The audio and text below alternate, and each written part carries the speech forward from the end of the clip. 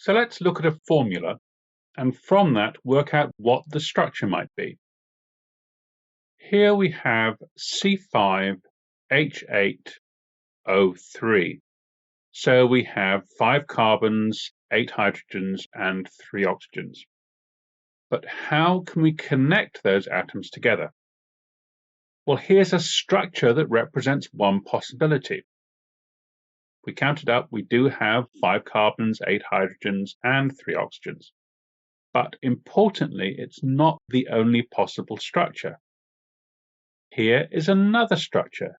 It involves different bonds being used to connect different atoms to different atoms. In total, we have the same types and number of atoms, but how they are arranged is different. The two structures are constitutional isomers of each other. That's to say they have the same type and number of atoms, but they are connected in different ways. They might have different carbon skeletons, or they might very well have different functional groups.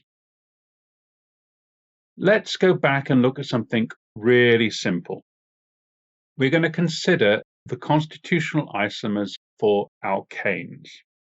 So now no alkenes, no alkynes, no ring structures, even cycloalkanes, no aromatic groups, and no oxygens, no nitrogens, no phosphoruses, no heteroatoms, that's to say.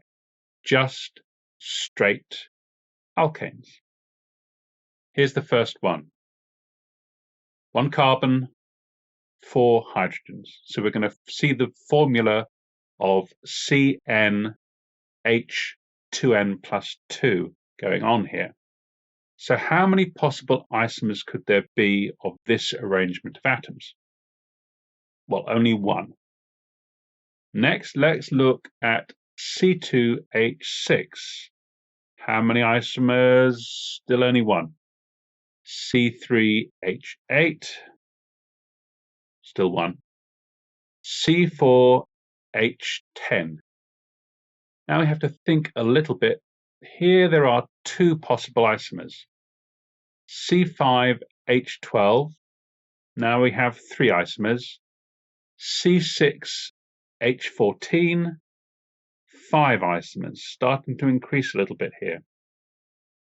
C7H16, now we're looking at 9 isomers, beginning to grow. Let's jump ahead. How about C10H22? Now we're up to 75 isomers. How about C14H30? 1,858 isomers, starting to get very, very large numbers. Remember, these are simple molecules we're looking at, despite there are beginning to be a significant number of atoms. Okay, this can go on, and we can end up into extremely large numbers of isomers.